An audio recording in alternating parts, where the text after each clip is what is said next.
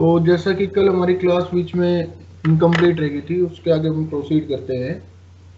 ये क्या है, टॉपिक का हेडिंग क्या है? Some important point about regio selective formation of enolates from ketone. जैसे कि कल हमने सेलेक्टिविटी के बारे में पढ़ा था कि सेलेक्टिविटी हमारे 3 प्रकार की होती है। तो वो कौन कौन सी थी? Chemo selectivity, regio selectivity and stereo selectivity. जो इस बार हम थर्ड यूनिट में देखेंगे वो हम स्टीरियो सेलेक्टिविटी का कुछ पार्ट पढ़ेंगे। जो रिजियो सेलेक्टिविटी का पार्ट है वो हम यहाँ पे देख रहे हैं, और कीमो सेलेक्टिविटी यूजुअली हम देखते आए हैं हमेशा से। कीमो सेलेक्टिविटी का मतलब जब एक से ज्यादा फंक्शनल ग्रुप हो तो कौन सा फंक्शनल ग्रुप कैसे रिएक्ट करेगा।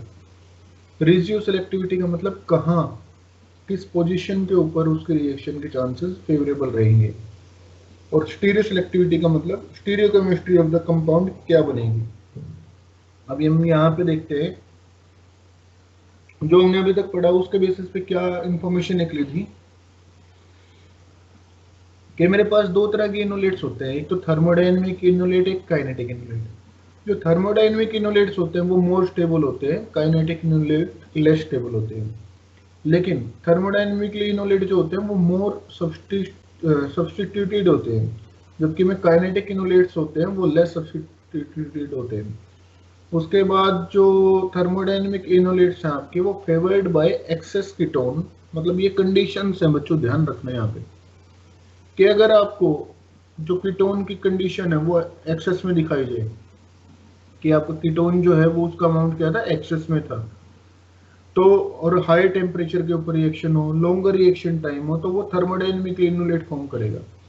क्या होता है कि थर्मोडायनेमिक इनोलेट जो होता है उसको बनने में समय लगता है, लेकिन एक बार बन जाए तो वो स्टेबल होता है।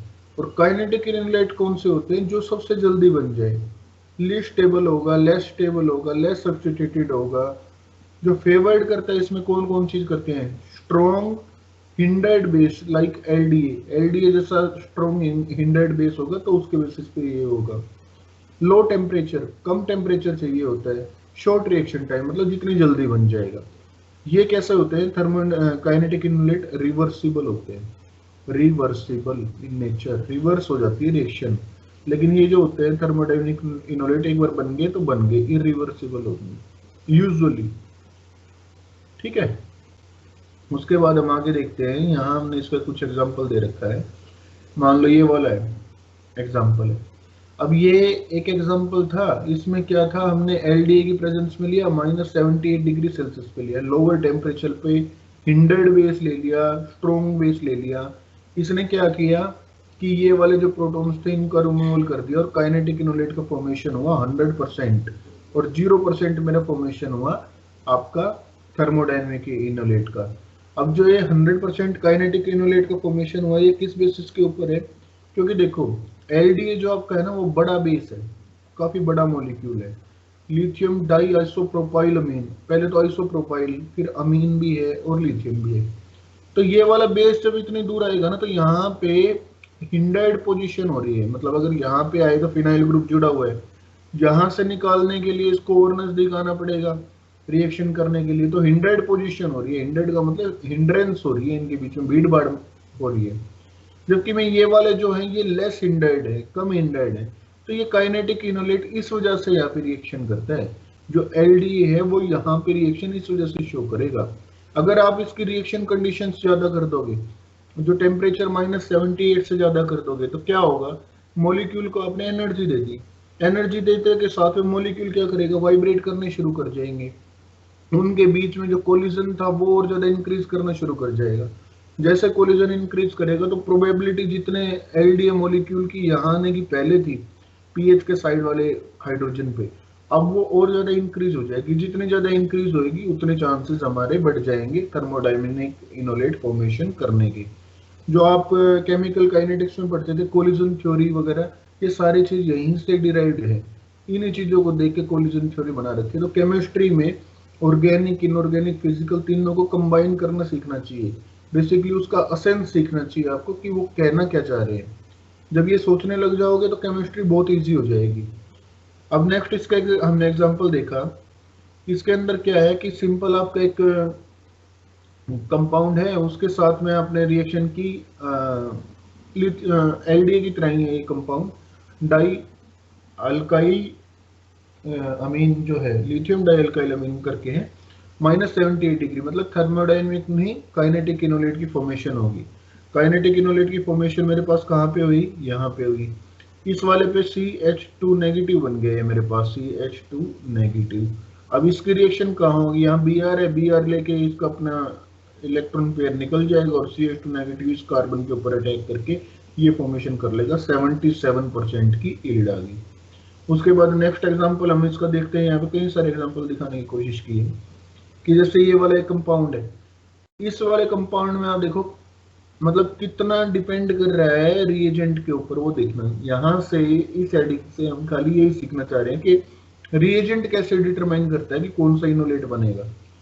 सबसे स्टेबल कौन सा होता है, थर्मोडायनेमिक होता है। तो चांसेस मतलब आप मैक्सिमम चांसेस चाहेंगे कि अगर उसको उतनी रिएक्शन कंडीशन दी जाए तो थर्मोडायनेमिक बन के आए। एग्जाम में अगर आपको ये पता ना लगे कि कौन सा बन रहा है तो आपको दोनों ही इनोलेट बना के आने हैं और साइड में नीचे लिख देना है thermodynamic enolate more stable, kinetically enolate less stable. ये मत लिखना मेजर माइनर जब तक पता ना हो, कंफर्म ना हो, ठीक है। अब मान लो ये वाला आपके पास एक कंपाउंड हो गया, इसमें हमने लिया KH potassium hydride in the presence of THF। THF हमारे पास क्या है, टेट्राहाइड्रोफ्यूरोन, क्या था, सोलवेंट था, सोलवेंट की तरह ले रहे हैं हम। किसके साथ में, पोटेशियम हाइड्रोक्साइड के साथ में, हाइड्रोक्साइड नहीं, यहाँ पे हाइड्राइड आएगा, ये मैंने गलत लिख दिया, ठीक है। और जैसे ही पोटेशियम हाइड्राइड के साथ में हमने इसकी रिएक्शन की तो क्या किया, इसने थर्मोडायनेमिकल इनोलेट फॉर्म किया, कंजुगेट इनोलेट फॉर्म किया। अब इसमें क्या लिखा हमने नोट में, कुछ इसके बारे में लिख रखा है, the base potassium hydride is strong but small. Strong तो है, ये काफी स्ट्रॉन्ग है लेकिन बहुत छोटा सा है। तो छोटा मॉलिक्यूल है तो यहाँ जो स्टीरिक एंट्रेंस का फैक्टर, वहां उसको दिक्कत आ रही थी ना, इसको नहीं आती। ये यहाँ से there is no difficulty in removing the more hindered proton, तो ये यहाँ पे आराम से पहुंच के और मोर इंडेड प्रोटोन को रिमूव कर पाता है, जिसके कारण ये मोर स्टेबल इनोलेट की फॉर्मेशन कर देगा। चाहते तो सभी यही है कि मोर स्टेबल बने, लेकिन कई बार जैसे एलडीए के साथ में क्या हुआ, स्टीरिक एंट्रेंस आ गई।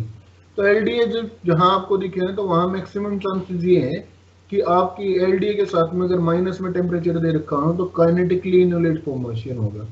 अब जो इस तरह के बेस दे दे आपको KH NaH, ठीक है, इस तरह के बेस दे दे K2CO3, इस तरह का आपको बेस की कंडीशन दे दे Na2CO3, इस तरह की कंडीशन दे दे, तो वहां थर्मोडायनेमिक इनोलेट के चांसेस ज्यादा हो जाएंगे आपके, ठीक है। तो ये आपको पॉइंट्स थोड़े से समझने की रिक्वायरमेंट है। इसका सेकंड पॉइंट आया कि dianion allows unusual regioselectivity in alkylation on methyl acetoacetate। अब ये समझने की बात है क्या चीज है। दो दिन टर्म आ गई। पहली टर्म आई भाई ये डाई एनाइन क्या चीज है, सिंपल सी बात है, जैसे कि नाम बता रहे, डाई एनाइन का मतलब दो नेगेटिव चार्ज की स्पीशीज आपके पास कैरी कर रही हो, या ऐसा स्पीशीज जो एक नेगेटिव चार्ज ही दोनों आइटम्स के ऊपर कर रहा हो, कंजुगेशन में हो कहीं ना कहीं। अनयूजुअल रेडियो सिलेक्टिविटी मतलब वो अनयूजुअल रेडियो सिलेक्टिविटी शो करता है कब, जब हम एल्काइलेशन करते हैं किसकी, मिथाइल एसीटोएसीटेट की, मिथाइल एसीटोएसीटेट की हम करते हैं। तो मिथाइल एसीटोएसीटेट का कौन सा है, ये वाला मॉलिक्यूल।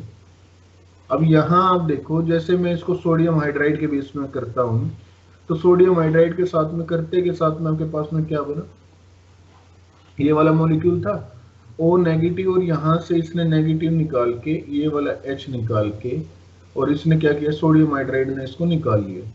सोडियम हाइड्राइड के इसके H को, प्रोटोन को रिमूव करते ही यहाँ आपके पास इनोलेट बन गया, ऐसे करके ये वाला इनोलेट आपने फॉर्म कर दिया।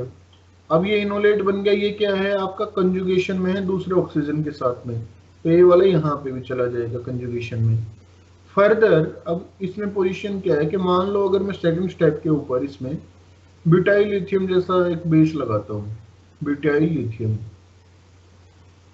जिसको आप बुली करके लिखते हो, नेट के एग्जाम में बहुत दिखेगा कि BULI बुली कैर लिखा हुआ है, और मैक्सिमम बच्चे जो नहीं पढ़े होते इस तरीके से, तो उनको ये कंफ्यूजन ही रहती है, बोली बोली क्या कर दिया, तो कुछ नहीं कर दिया, खाली बेस लगाया इन्होंने। ऑर्गेनोलिथियम कंपाउंड्स का ये है, लिथियम के ऊपर पॉजिटिव चार्ज है, डेल्टा पॉजिटिव, और ब्यूटाइल लिथियम वाला जो ब्यूटाइल वाला पार्ट था उसके ऊपर डेल्टा नेगेटिव चार्ज है। तो ये क्या करेगा आपका, इस H पॉजिटिव को, जो अल्फा पोजीशन यहाँ पे भी रहेगी इस इनोलेट के अल्फा में, उसको रिमूव करवाएगा। उसको रिमूव करवाने के साथ में, या करवाए या ना करवाए, यहाँ अगर आप देख रहे हो तो क्या बन रहा है आपके पास में, ये लिथियम बन गया, और ये आपके पास डाई एनायन, इसने रिमूव करवाने के बाद यहाँ भी इनोलेट बना दिया। और ये वाली जो स्पीशीज आपकी बनी, ये 6 मेंबर्ड रिंग फॉर्मेशन से स्टेबल हो पा रही है। क्यों स्टेबल हो पा रही है ये वाली डाई एनायन? बिकॉज लिथियम के ऊपर पॉजिटिव चार्ज होता है और ऑक्सीजन के ऊपर नेगेटिव चार्ज था। इसका इलेक्ट्रोपॉजिटिव कैरेक्टर इसके नेगेटिव चार्ज के कारण अपने इंटरेक्शन शो करके 6 मेंबर्ड रिंग फॉर्मेशन जैसा एक स्ट्रक्चर बनाने की कोशिश करेगा। इस स्ट्रक्चर को हम कहते हैं डाई एनायन। अब देखते हैं इस डाई एनायन की एल्काइलेशन में आगे फर्दर क्या काम होता है। अब मान लो इस डाई एनायन के साथ में आपने रिएक्शन की इस वाले कंपाउंड की, यहाँ ब्रोमीन फिर से लेके अपना बॉन्ड पेयर को सेपरेट हो जाएगा, और यहाँ आपका पॉजिटिव चार्ज आया, और ये इस पे अटैक करके आपका यहाँ से कंपाउंड को सिंपली बना लेगा। तो यहाँ अगर आप देख पा रहे होंगे तो आपको क्या समझ में आ रहा है इस रिएक्शन में हुआ क्या, कि डाई एनायन बनाने से जो इस तरह के कंपाउंड होंगे मिथाइल एसीटेट जैसे, वहां एक बार तो आपका सिंपल छोटा सा बेस लगाने से ही रिमूवल कर पा रहे थे, और जैसे ही आप ब्यूटाइल लिथियम जैसा बेस लगाएंगे आपका दूसरा इनोलेट भी रिमूव करेगा और दूसरा इनोलेट बनेगा। फिर जो रिएक्शन होगी वो आपकी कहाँ होगी, इस बीच वाले के ऊपर होने की वजह, जो साइड वाला था उसके ऊपर रिएक्शन होगी। वो क्यों होगी तो हम देखते हैं एक बार।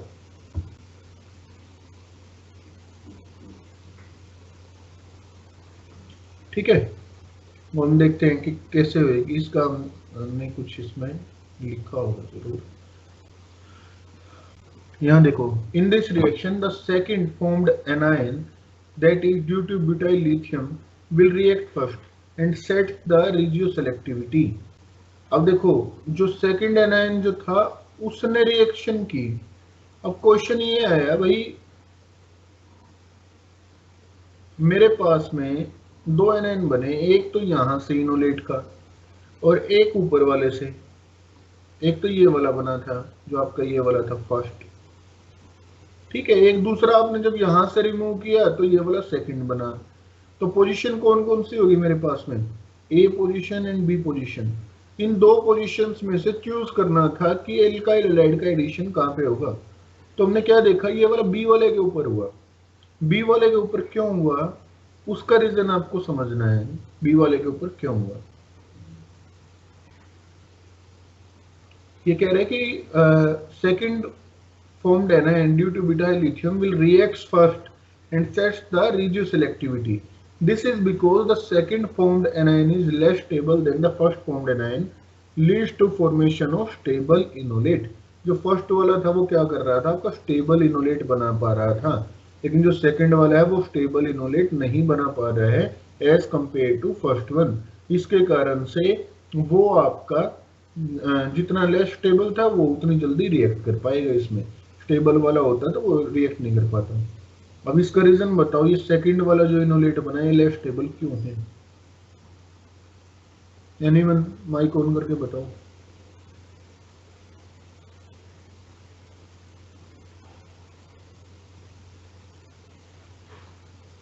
ये तुमने खुद से देखना है बच्चों पढ़ के कि क्यों, उसका आंसर देना मुझे बाद में।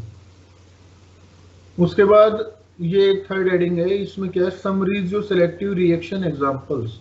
कुछ एक बहुत अच्छे एग्जांपल हैं जो रिजियोसेलेक्टिव रिएक्शन के शो करेंगे। इसमें तुम्हारे काफी इंपॉर्टेंट जो रिएजेंट्स हैं ऑर्गेनोमेटेलिक कंपाउंड के, ऑर्गेनोलिथियम कंपाउंड के, वो भी कवर हो जाएंगे।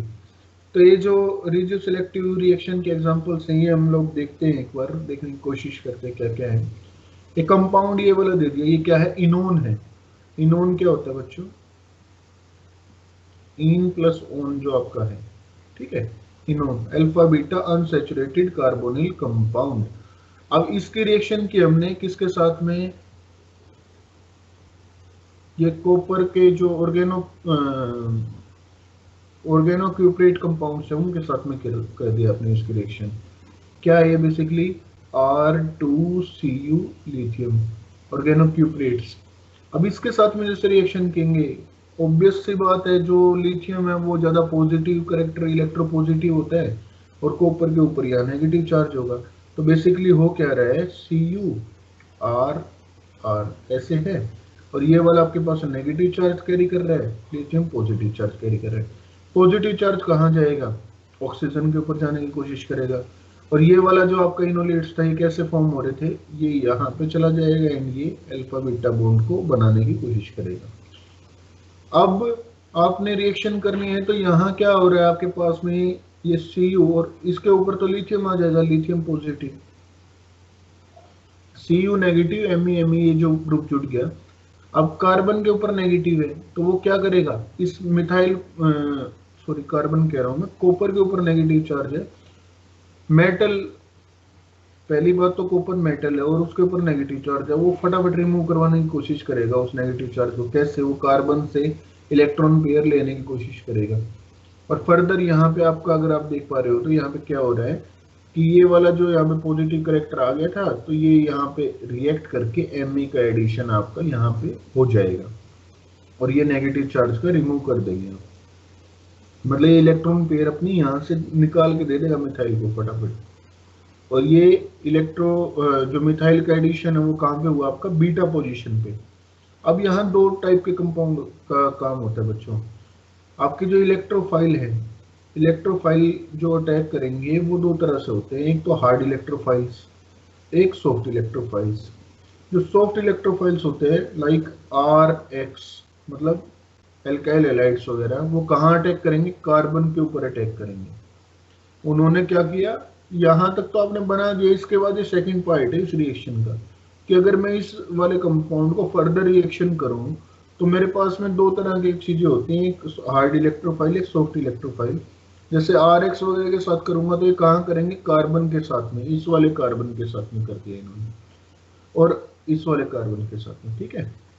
और जो मेरे पास हार्ड इलेक्ट्रोफाइल्स होते हैं लाइक Me3SiCl, तो इसमें सिंपल आपके पास क्या, Cl नेगेटिव निकल जाएगा और Me3Si था, तो ये क्या करेगा, Me3Si जो था वो ऑक्सीजन नेगेटिव के साथ में कंबाइन कर जाएगा और ऑक्सीजन के साथ में अटैक करके ऑक्सीजन के साथ में जुड़ जाएगा और इनोलेट जो था आपका वो यूं का यूं बना रहेगा। तो इस तरीके से होगा। तो केवल यही बात देखने की कि कैसे इलेक्ट्रोफाइल है और वो कहाँ पे एक्ट करते हैं। अब इसमें नेक्स्ट एक एग्जांपल दिया हमने। एग्जांपल क्या है कि मान लो ये वाला एक अल्फा बीटा अनसैचुरेटेड कंपाउंड था, सबसे पहले हमने इसकी रिएक्शन की Me2CuCl के साथ में और Me3SiCl के साथ में। तो ऑब्वियसली सबसे पहले हम करेंगे इसमें रिएक्शन, तो क्या करेगा Me2CuCl, Me ग्रुप का एडिशन कर देगा बीटा पोजीशन के ऊपर, जैसे हमने ऊपर रिएक्शन में दिखाया। Me ग्रुप का एडिशन कर देगा बीटा पोजीशन के ऊपर, जो हम यहाँ पे देख पा रहे हैं। सेकेंड स्टेप में आप देख रहे हो Me3SiCl है, ये कैसा है, हार्ड इलेक्ट्रोफाइल है। हार्ड इलेक्ट्रोफाइल क्या करेगा, ऑक्सीजन के साथ में जुड़ जाएगा और ऑक्सीजन के साथ में जुड़ने से क्या बना देगा, ये वाली चीज बना देगा। फर्दर अगर मैं इसका मिथाइल लिथियम एक दूसरे बेस के साथ में किया, THF की प्रेजेंस में किया, मिथाइल लिथियम ने फर्दर यहाँ पे क्या किया बच्चों कि जो ये SiMe3 था इसको हटा के खुद से यहाँ पे लिथियम जुड़ गया। अब ये लिथियम जुड़ गया तो इसकी हमने रिएक्टिविटी इंक्रीज कर दी।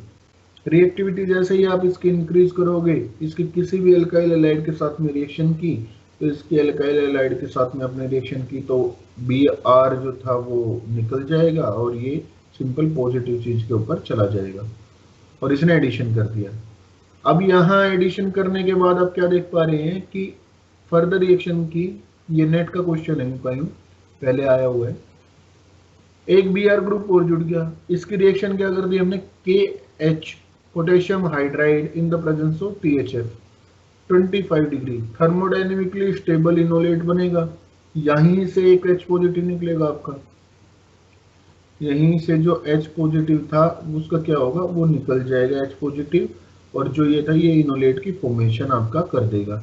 इन्होंने इनोलेट की फॉर्मेशन की और फर्दर नेक्स्ट जो स्टेप था वो इनोलेट बनने के बाद आपका यहाँ इनोलेट बना, बेसिकली यहाँ पे नेगेटिव चार्ज आ गया।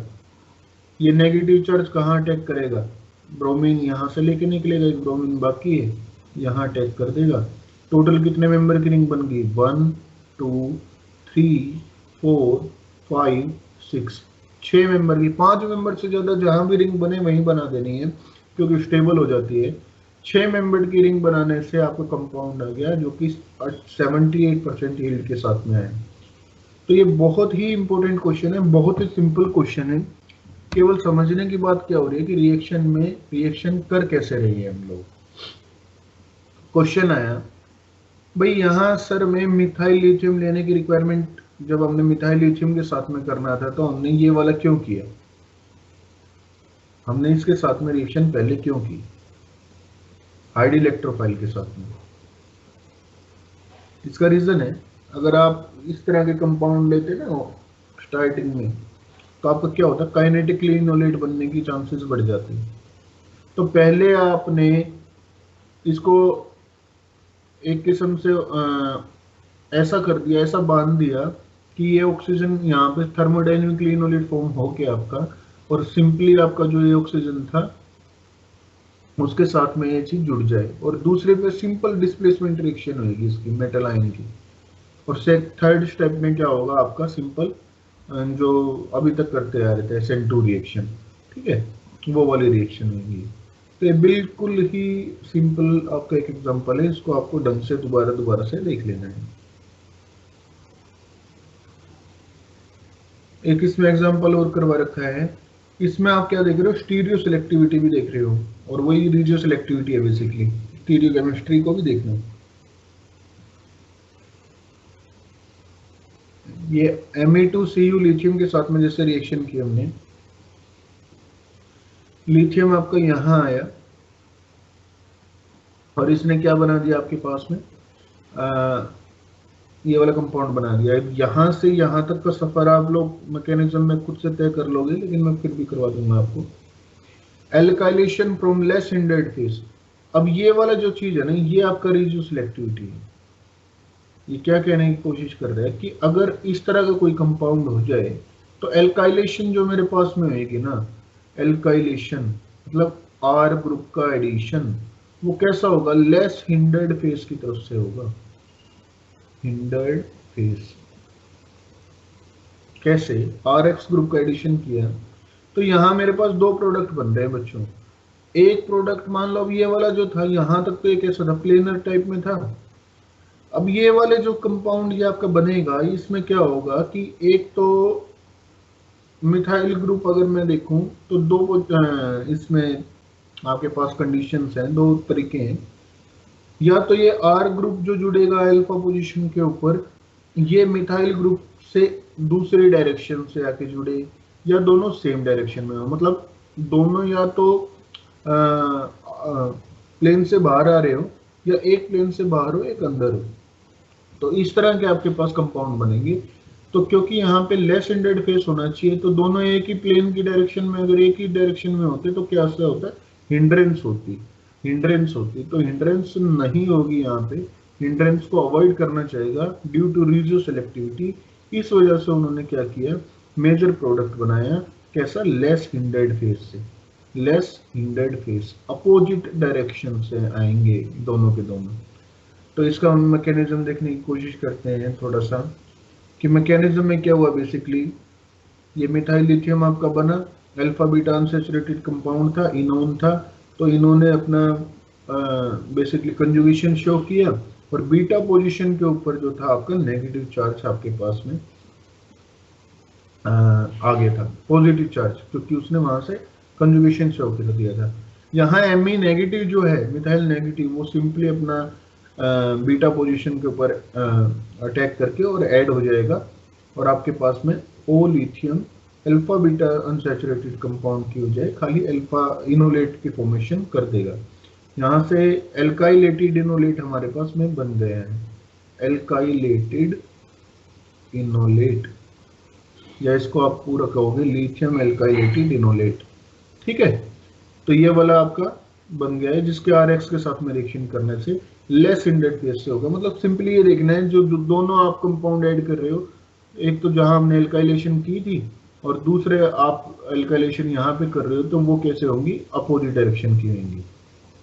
ये कंपाउंड का देखना है, बहुत इंपॉर्टेंट। इसी का एग्जांपल है, नेट में आया हुआ था, तो पिछले साल का नेट का ही क्वेश्चन है, मतलब 2-3 साल पहले का है। वो क्या है कि ये वाला एक कंपाउंड बनाया, इसके साथ में हमने इसकी रिएक्शन कर दी। अब ये कंपाउंड इतना बड़ा देख के डरना नहीं है, घबराना नहीं है कि कर क्या दिया। सिंपली अगर आप देख रहे हो, ये वाला ग्रुप आपको दिखाई दे रहा है इतना बड़ा सारा, ये क्या है, AR, अराइल ग्रुप ही तो है ना। तो जैसे भी इतने बड़े बड़े आपको ग्रुप दिखने लग जाए, तो मैकेनिज्म में यूं कहीं चलने की वजह सिंपली रिप्लेस कर दो AR से, जिससे आपको आसानी रहे।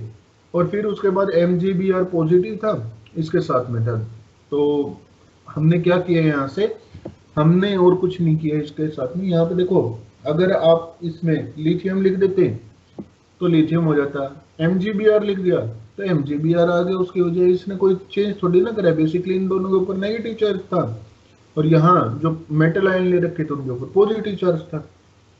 तो ये कंपाउंड ऐसे अगर थोड़े बहुत चेंज करके दे एग्जाम में, तो आपको घबराना नहीं होता, समझने होते चीज क्या थी, एसेंस क्या था। ऑब्वियसली ये नेगेटिव था यहाँ से अल्फा बीटा अनसैचुरेटेड से, तो वो अपना वैसे ही रिएक्शन शो करेगा। अब यहाँ जैसे हमने किया, तो एराइल ग्रुप का एडिशन कहाँ होगा भाई, ये वाला था, उसके बाद इनोन यहाँ पे फॉर्मेशन हो रहा था, इनोन यहाँ फॉर्मेशन हो रहा था, तो ये ऑक्सीजन के ऊपर ये वाला नेगेटिव चार्ज चला जाएगा, डबल बॉन्ड यहाँ शिफ्ट हो जाएगा, यहाँ मेरे पास पॉजिटिव चार्ज का आना हो गया। AR नेगेटिव है मेरे पास में, AR नेगेटिव कहाँ पे रिएक्शन करेगा, इस पॉजिटिव चार्ज के, और मेरे पास में जो ये वाला कंपाउंड था, यहाँ से अल्फा बीटा और गामा सब्स्टिट्यूटेड, गामा पोजीशन के ऊपर मेरे पास क्या आ गया, अराइल ग्रुप आ गया, उसकी रिएक्शन होगी। अब दूसरे स्टेप में इसने क्या दिया, ये CH2 है, एक I ग्रुप दे दिया और एक CO2ET मतलब एस्टर ग्रुप जोड़ दिया। अब फर्दर I ग्रुप यहां से लेके निकलेगा, लिविंग ग्रुप क्यों ये हुआ, क्योंकि weaker base are the best leaving group. Further वही वाला पूरा पिछले वाला concept, weaker base are the best leaving group. Weaker base इनमें से कौन सा था, I नेगेटिव, क्यों, इसका जो कंजुगेट एसिड होगा वो मेरे पास क्या था, HI, वो कैसा था, स्ट्रॉन्ग एसिड। ठीक है, वो स्ट्रॉन्ग एसिड था, इस वजह से ये वाला ग्रुप लेके हमारे पास निकलेगा, यहाँ से लिविंग ग्रुप बेटर है, तो ये वाला यहाँ से निकल गया, और ये CH2 का जो एडिशन था वो यहाँ पे हमने इस चीज से कर दिया। ठीक है,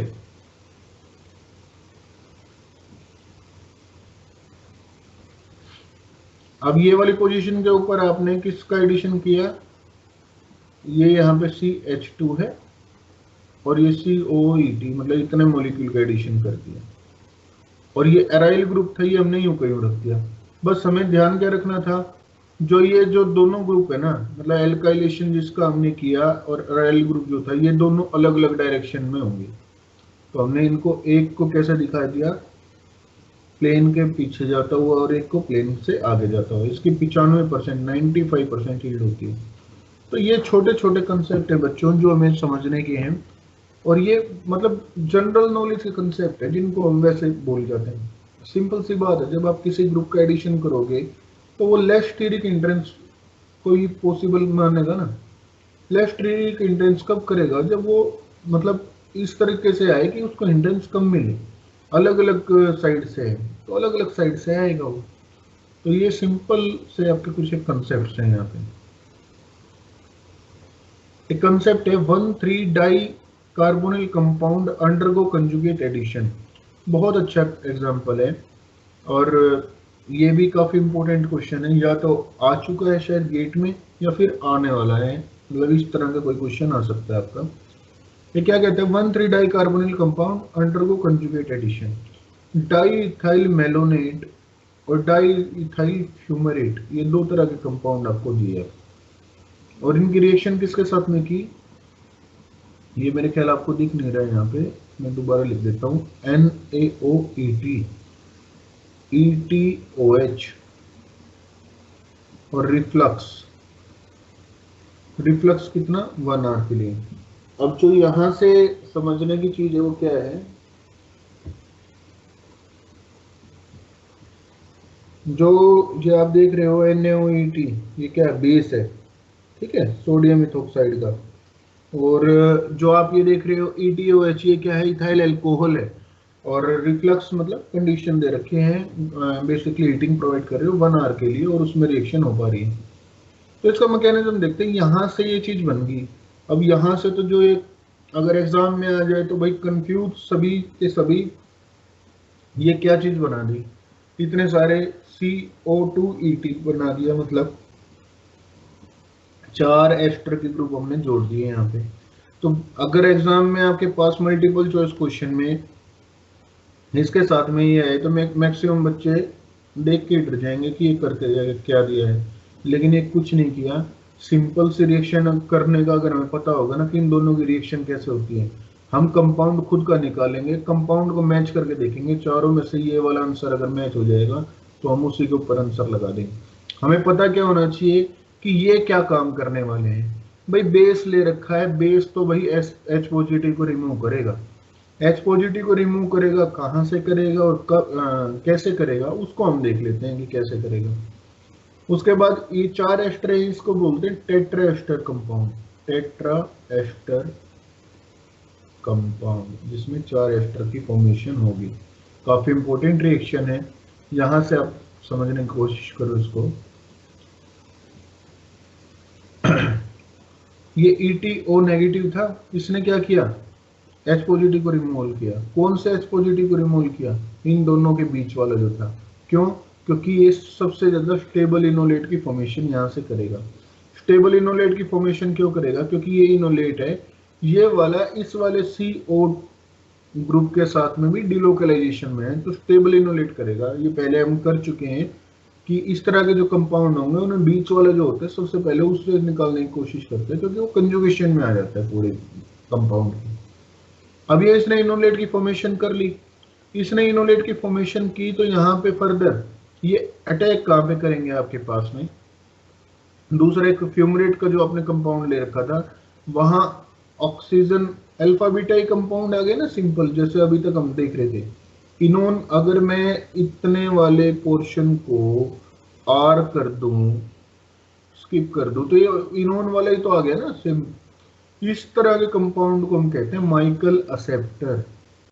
और ये माइकल एक्सेप्टर क्यों कहते हैं ये भी मैं अभी आपको बताऊंगा।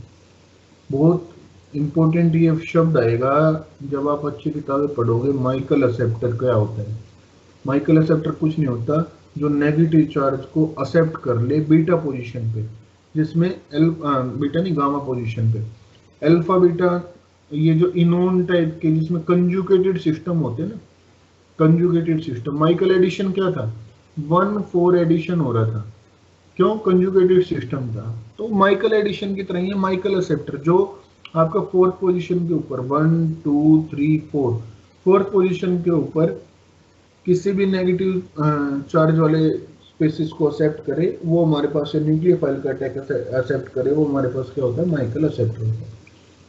तो इसने फर्दर यहाँ पे पॉजिटिव चार्ज लेके यहाँ बना दिया, और ये नेगेटिव चार्ज जो था आपका, इसने अटैक यहाँ पे किया। कंपाउंड क्या बना हमारे पास में, देखो सबसे पहले तो ये नीचे वाला जो लिख रखा है ना उसको समझना।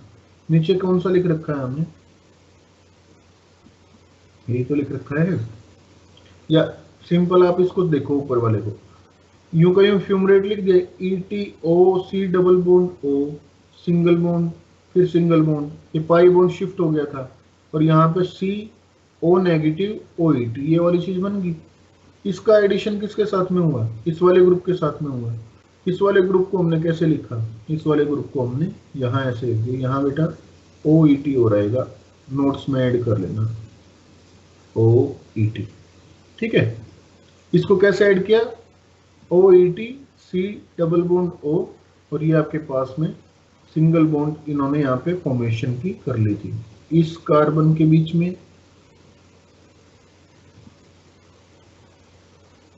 और इस कार्बन के बीच में बॉन्ड की फॉर्मेशन हुई है जो हमने यहाँ दिखाई हुई है।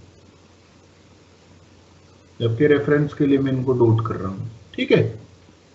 और फर्दर क्या होगा, आपके पास ETOH ले रखा है हमने, इथाइल अल्कोहल ले रखा है, तो वो क्या करेगा, H पॉजिटिव यहाँ से ले लेगा और ऑक्सीजन के ऊपर जो नेगेटिव चार्ज था उसको बैलेंस आउट करके डबल बॉन्ड में कन्वर्ट कर देगा और मेरे पास फाइनल कंपाउंड फॉर्मेशन होगी। फाइनल कंपाउंड में क्या है, 1 2 3 और 4 टेट्रा एस्टर की फॉर्मेशन होगी।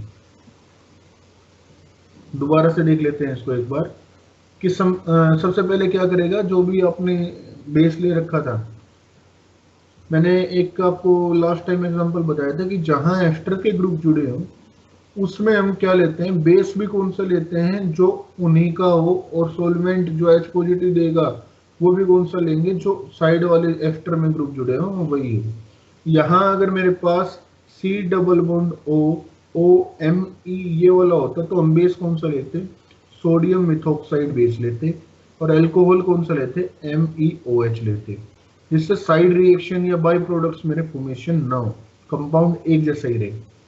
तो यहाँ जैसे था हमारे पास, इसने सबसे पहले जो ये हाइड्रोजन था उसका रिमूवल करके आपके पास एक स्टेबल इनोलेट की फॉर्मेशन की।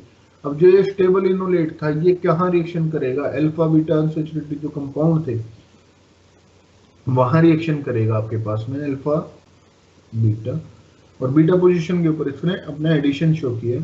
माइकल एक्सेप्टर कौन से होते हैं वो मैं बताऊंगा तुम्हारे पास में। Basically 4th position as compare to oxygen से अगर कंपेयर करें तो वहां सिंगल कार्बन कार्बन बॉन्ड बनाया और टेट्रा एस्टर की फॉर्मेशन उन्होंने कर दी।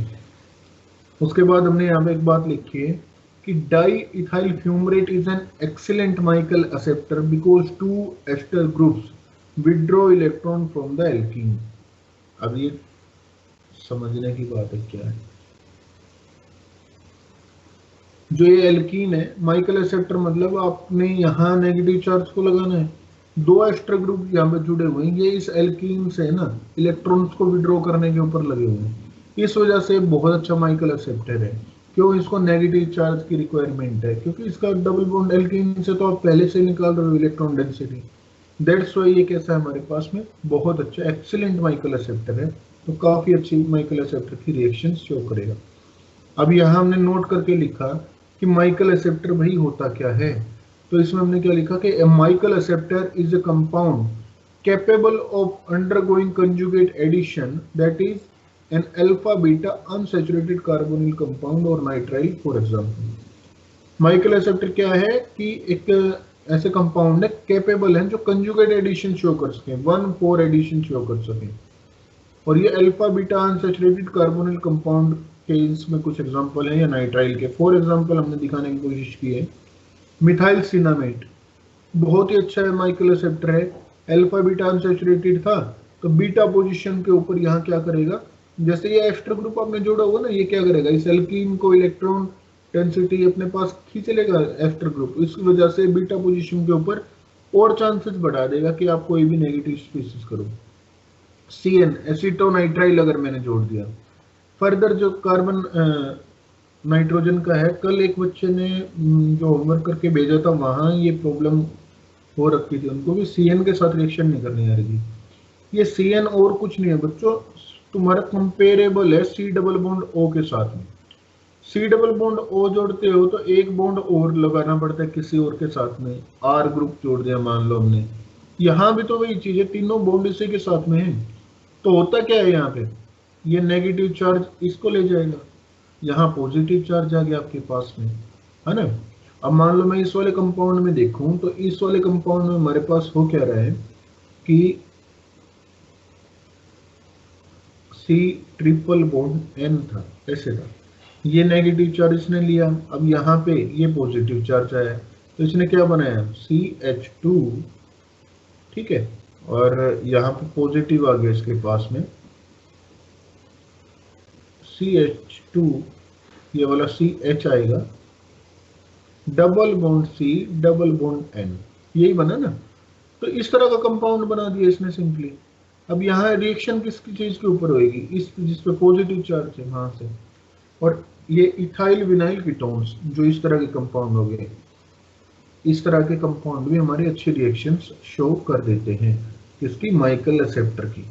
मतलब कंजुगेट एडिशन होगा, बीटा पोजीशन के ऊपर एडिशन हो जाएगा। ये कुछ होमवर्क के लिए दिया हुआ है कि try to write the mechanism of each step. हमें अलग अलग हर स्टेप का मैकेनिज्म लिखना है। बहुत अच्छे इंपॉर्टेंट एग्जांपल है।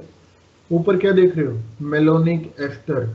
मेलोनिक एस्टर सिंपल वही है जो लास्ट वाले कंपाउंड में था। तो हो क्या रहा है, यहाँ पे नेगेटिव यहाँ पे आएगा आपका। नेगेटिव अटैक कहाँ करेगा? इस बीटा पोजीशन के ऊपर अटैक करेगा। बीटा पोजीशन के ऊपर अटैक करने के बाद बॉन्ड किस किस के बीच में बना? इस वाले कार्बन और इस वाले कार्बन के बीच में। यहाँ हमें दिखाई दे रहा है दोनों के बीच में बॉन्ड बना है।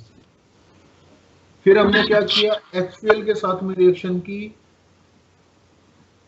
हाइड्रोलिसिस किया, 8 आवर्स के लिए रिफ्लक्स किया और डीकार्बोक्सिलेशन कर दिया। डीकार्बोक्सिलेशन, हाइड्रोलिसिस और डीकार्बोक्सिलेशन मतलब हाइड्रोलिसिस करके तो पहले आपने यहाँ पे क्या जोड़ दिया? HH जोड़ दिया हर के ऊपर।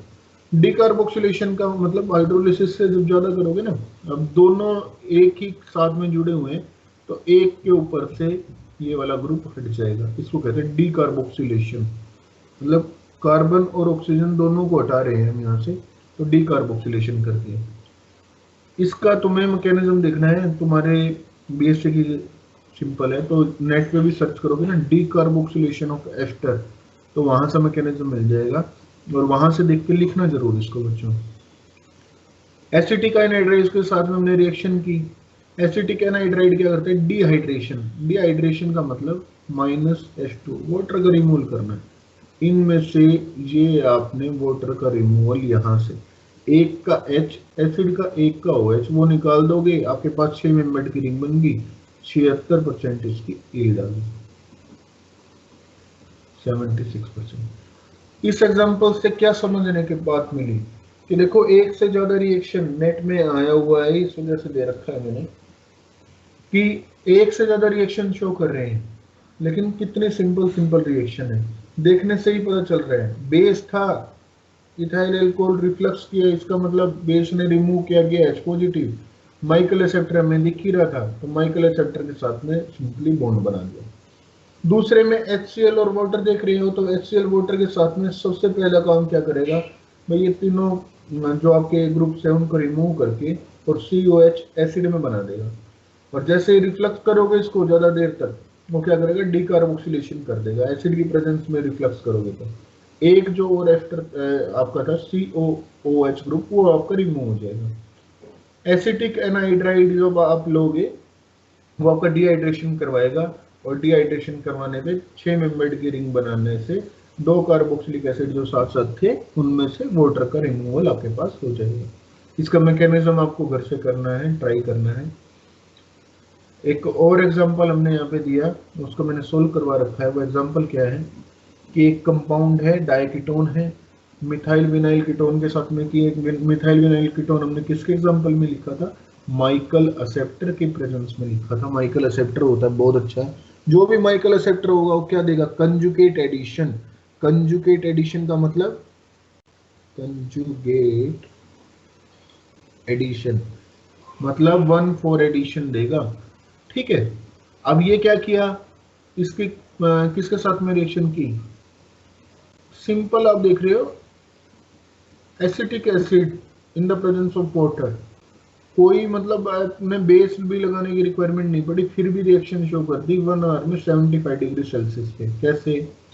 हमने जब H पॉजिटिव लगाया, इसमें एक एसिड लगाया, वीक एसिड लिया, इसने इनोलाइजेशन करवा दिया। क्यों? ये वाला स्टेबल इनोलेट बन रहा था। इनोलाइजेशन करवाने के बाद ये फर्दर आपका रिएक्शन किसके साथ में कर रहा है? मिथाइल विनाइल कीटोन के साथ में, बीटा पोजीशन के ऊपर। और बीटा पोजीशन के ऊपर इसने अपना एडिशन कर लिया और आपका सिंपली कंपाउंड बन गया है। तो एक बहुत सिंपल एग्जांपल है। इस एग्जांपल्स का यहाँ पे मतलब क्या है, क्यों एग्जांपल दिया कि हम ये देख पा रहे हैं कि इस तरह के जहाँ अच्छे माइकल एक्सेप्टर हो और अच्छे डाइकीटोन हो, डाइकीटोन 1,3 डाइकीटोन, ठीक है, या 1,3 डाइकार्बोनिल कंपाउंड, उस में क्या होता है, इनोलेट जो मेरे पास बनता है वो कैसा होता है, स्टेबल बनता है, हमेशा स्टेबल बनता है। तो अगर इनोलेट भी स्टेबल बन रहा है, माइकल एक्सेप्टर भी स्टेबल आपके पास काफी अच्छा है, माइकल एक्सेप्टर, तो ये क्या करेगा, कम रिएक्शन कंडीशन अगर इजी भी होंगी ना, रिएक्शन कंडीशन अगर आपकी इजी भी होंगी तो भी रिएक्शन शो कर देगा। क्यों, दोनों चीज अच्छी होगी ना, रिएजेंट अच्छे हो गए। दो तरीके होते हैं बच्चों, या तो आपके रिएजेंट अच्छे ना हो, उन रिएजेंट को अच्छा बनाया जाए, रिएक्शन करने के कैपेबल बनाया जाए। दूसरा होता है कि अगर आपके पास रिएजेंट अच्छे हैं, क्या नाम है, रिएक्टेंट अच्छे हैं, तो आप रिएजेंट अच्छे ले लो। यहाँ हमारे पास क्या हो रखा है, अगर हमारे पास रिएक्टेंट की ही क्वालिटी इंप्रूव हो रही है रिएक्शन करने के लिए, वो रिएक्शन करना चाह रहे हैं, तो हमने क्या है, जो सिंपल कंडीशंस हैं उनके ऊपर भी ये वाली रिएक्शन इजीली हो जाएगी। उसके बाद नेक्स्ट हमने होमवर्क के लिए किया कि draw the mechanism of the following reaction. Acrolein के साथ में अगर हम इसकी रिएक्शन करते हैं सिंपल वाटर पे और रूम टेम्परेचर, देखो कितनी सिंपल कंडीशन के ऊपर रिएक्शन हो रही है। अब अगर नेट के एग्जाम में ये क्वेश्चन आ जाए तो वाटर देख के आप लोग सोच जाओगे कि अब क्या करें भाई, ना एसिड है ना बेस है, ये तो खाली वाटर के साथ में रिएक्शन कर रहा है और वो भी रूम टेम्परेचर पे कर रहा है और यील्ड भी दिखा रखी है 100%। तो उसका क्या है, सबसे पहले हम देखेंगे कंपाउंड क्या दे रखे। कंपाउंड जैसे ही मुझे दिख रहे हैं कि 1,3 डाइकीटोन्स है, दूसरा माइकल एक एक्सेप्टर मेरे को दिख रहा है, तो भाई ये क्या करेगा, सबसे पहले इसमें से डाइकीटोन बनाएगा, माइकल एक्सेप्टर का यहाँ पे एडिशन करेगा और सिंपल आपको एक सब्स्टिट्यूटेड प्रोडक्ट आपको दे देगा, एडिशन प्रोडक्ट आपको दे देगा, सॉरी। तो आपका ये कंपाउंड यहाँ पे रिएक्शन शो कर पा रहा है। नेक्स्ट इसका आया एल्कली मेटल्स। एल्कली मेटल कैसे, स्पेशली सोडियम पोटेशियम इनोलेट्स, जो एल्कली मेटल के इनोलेट्स होते हैं, कैन अंडरगो कंजुगेट एडिशन। जो ये होते हैं ये कैसे एडिशन शो करते हैं, कंजुगेट एडिशन। एग्जांपल हमने क्या दिया कि मान लो एक ये कंपाउंड है, कीटोन है, सब्स्टिट्यूटेड है, अनसिमेट्रिकल है, इसका माइकल एक्सेप्टर के साथ में रिएक्शन कर दी, टर्शरी ब्यूटोक्साइड आपने क्या लिया, बेस लिया, बड़ा बेस है, इसने क्या किया, टर्शरी ब्यूटोक्साइड ने यहाँ से आपका एक इनोलेट बनाया और इनोलेट का एडिशन यहाँ पे आपका यहाँ हो गया। अब ये बात यहां से देखने की है, जो पोटेशियम टर्शरी ब्यूटोक्साइड है इसमें क्या होता है कि आपके पास दो तरह के इनोलेट बनेंगे। क्यों दो तरह के बनेंगे भाई, बड़ा हो गया साइज में, तो एक तो आपके पास काइनेटिकली कंट्रोल्ड तो बनाएगा, लेकिन ये काइनेटिकली कंट्रोल्ड मैंने क्या बताया था, रिवर्सिबल इन नेचर होता है, रिवर्सिबल इन नेचर होता है। तो इसका कुछ एक कंपाउंड का हिस्सा फिर से ओरिजिनल कंपाउंड में चला जाएगा और जैसे रिएक्शन कंडीशन बताएंगे वो थोड़ा थर्मोडायनेमिक इनोलेट को फॉर्मेशन करना चाहेगा। ये थर्मोडायनेमिक इनोलेट बनाया इसने, फिर माइकल एक्सेप्टर के साथ में रिएक्शन करके और यहाँ आपकी रिएक्शन कर दी और सिंपल एडिशन कर दिया। आप यहाँ पे देख रहे हो यील्ड कितनी आ रही है, 53%। 53% क्यों आई इसकी यील्ड, इतनी कम क्यों होगी, क्योंकि कुछ एक इसका पार्ट जो था वो काइनेटिकली कंट्रोल्ड इनोलेट भी बना रहा था। अगर इसकी यील्ड मुझे इंक्रीज करनी हो तो मैं क्या करूंगा, अगर सारा का सारा थर्मोडायनेमिकली कंट्रोल्ड बनाना हो तो या तो बेस में इस तरह का लूंगा NaH KH इस टाइप का, ठीक है, उस तरीके से ये रिएक्शन होगी हमारे पास में। उसके बाद हमने यहाँ पे लिखा बच्चों कि potassium tertiary butoxide is an ideal base for this reaction as it is hindered and so will not attack the ester group but is basic enough to deprotonate the ketone to a certain extent। क्या है कि ये hindered है, ester group के ऊपर तो reaction करेगा नहीं लेकिन डीप्रोटोनेट कर देगा। एस्टर ग्रुप कहाँ पे था इसमें, जो आपने ये वाला कंपाउंड साथ में लिया था, ठीक है, कीटोन को डीप्रोटोनेट जरूर कर देगा। Here two inolates are possible, यहाँ दो इनोलेट्स पॉसिबल थे, but under equilibratory conditions the more stable inolate is the one leading to the product with quaternary carbon atom।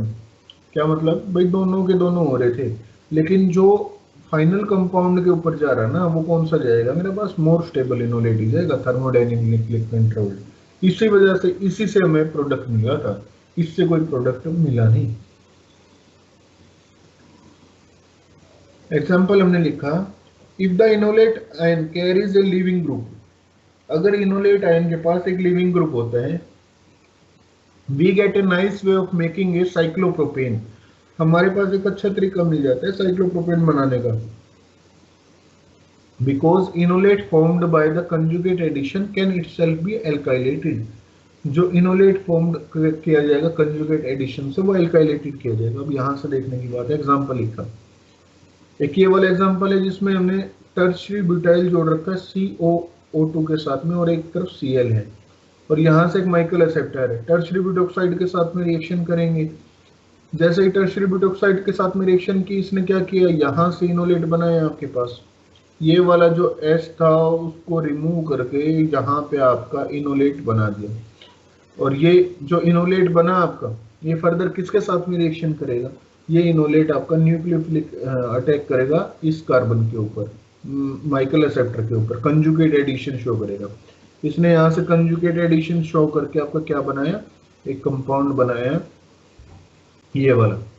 ठीक है बच्चों, अब ये कंपाउंड आपका बना तो यहाँ क्या चांसेस हैं, यहाँ साइक्लोप्रोपेन रिंग बनने के चांसेस हैं। कैसे, क्योंकि लिविंग ग्रुप जुड़ा हुआ है आपका, कहाँ, किसके साथ में, इनोलेट के साथ में। इनोलेट कौन सा है यहाँ पे, ये वाला Cl नेगेटिव था। तो जैसे ये Cl नेगेटिव आपके साथ में, इनोलेट के साथ में Cl नेगेटिव था, लिविंग ग्रुप था, लिविंग ग्रुप निकल जाएगा, और जो आपके पास ये इनोलेट का दूसरे वाला पार्ट रह गया, ये फर्दर, क्योंकि आपको ये बैलेंस आउट तो करना था ना इनोलेट का डबल बॉन्ड, तभी तो ऑक्सीजन का डबल बॉन्ड करेक्टर आएगा, और ये आपस में रिएक्शन करके वन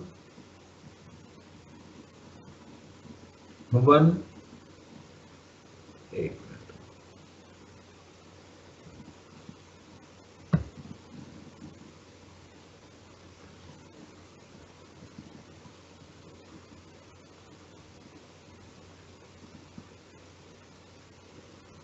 ये आपस में रिएक्शन करके क्या करेंगे बच्चों, 1 2 3 तीन मेंबर्ड की रिंग बना के साइक्लोप्रोपेन रिंग बना रही है। और जब साइक्लोप्रोपेन में ये इस तरीके से लिखे ना, मतलब ये ऐसे करके एरो लगा के, इसका मतलब स्टीरियो केमिस्ट्री यहाँ पे डिफाइन नहीं कर रखी, स्टीरियो केमिस्ट्री यहाँ पे डिफाइन नहीं कर रखी, मतलब आउट ऑफ द प्लेन आ रहा है, ये इनसाइड द प्लेन पेपर में प्लेन के उसमें जा रहा है, ऐसे वेज पे है या डैश पे, ही हमने डिफाइन नहीं कर रखा है यहाँ पे। अब इसके बाद नेक्स्ट इसमें एक पॉइंट है जो इंपॉर्टेंट पॉइंट्स में है, वो क्या है कि some more Michael acceptor react with enolate, ऐसे जो इनोलेट है न्यूक्लियोफाइल की तरह होंगे, तो इसमें कुछ एक माइकल एक्सेप्टर हमने दिखाने की कोशिश की है। The simplest and best Michael acceptor are those alpha beta unsaturated carbonyl compound with exposed unsaturated beta carbon atoms such as exomethylene group, ketones, lactones, vinyl ketones. ये एग्जांपल बताने की कोशिश की है कि जो है बीटा कार्बन जो है ना वो एक्सपोज्ड हो आपका, उसके बेसिस के ऊपर है। तो जैसे अगर यहाँ पे देख रहे हो एक्सोमिथाइलिन कीटोन है, एक्सो का मतलब जो रिंग से बाहर वाला डबल बॉन्ड है, उसके ऊपर मिथाइलिन है आपका, मतलब CH2 है, तो ये एक्सपोज्ड है, एक्सपोज मतलब बाहर खुला पड़ा हुआ है, इसके ऊपर रिएक्शन करने के लिए कोई हिंड्रेंस नहीं है आपकी मॉलिक्यूल की, तो ये बहुत अच्छा माइकल एक्सेप्टर है।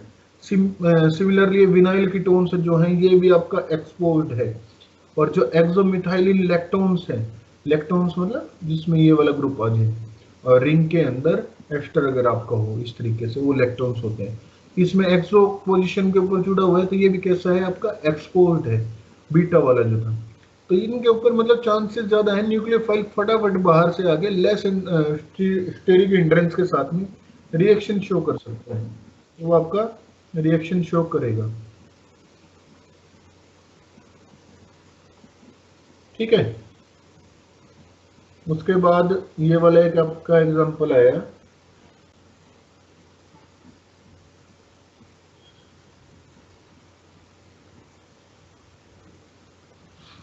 नेक्स्ट एग्जांपल देखो एक बार,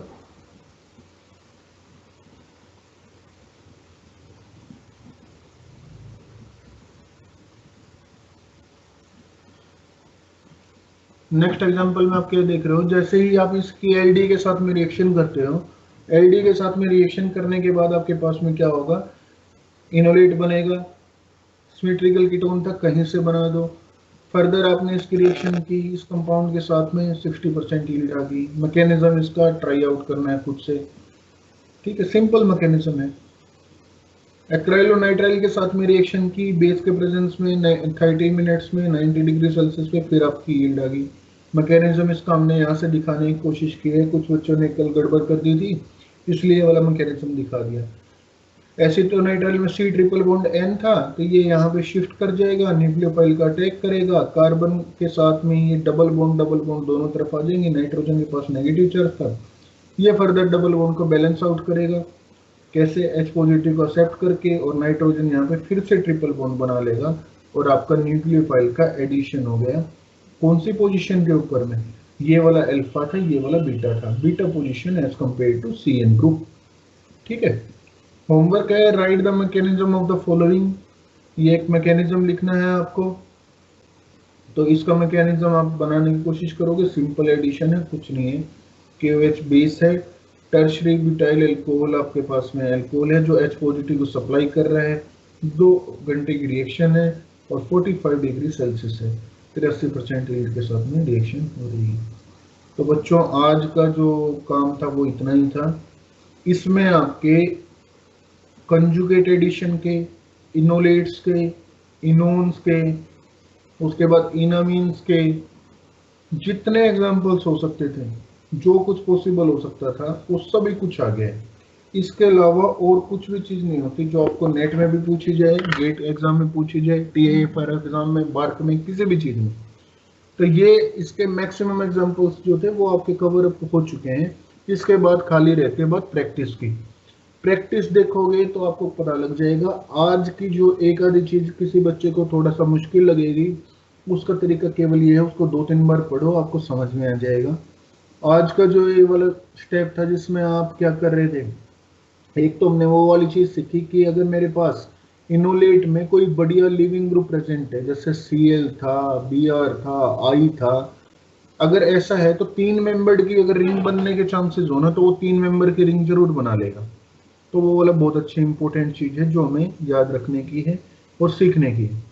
दूसरी हमने आज इसमें क्या चीज सीखी थी कि अगर मेरे पास में कोई इस तरह के कंपाउंड्स हैं जिसमें जो एल्कली मेटल्स जो इनोलेट्स होते हैं वो कंजुगेट एडिशन को बहुत इजीली शो करने के चांसेस रखते हैं। फिर माइकल एक्सेप्टर अगर मैं लेऊंगा तो माइकल एक्सेप्टर के साथ में और जो रिएक्शन है मेरी वो बहुत ही इजी कंडीशंस के ऊपर हो जाएंगी। कब? जब मेरे पास दोनों रिएक्टेंट हैं, उनकी रिएक्शन करने की टेंडेंसी इंक्रीज हो चुकी हो।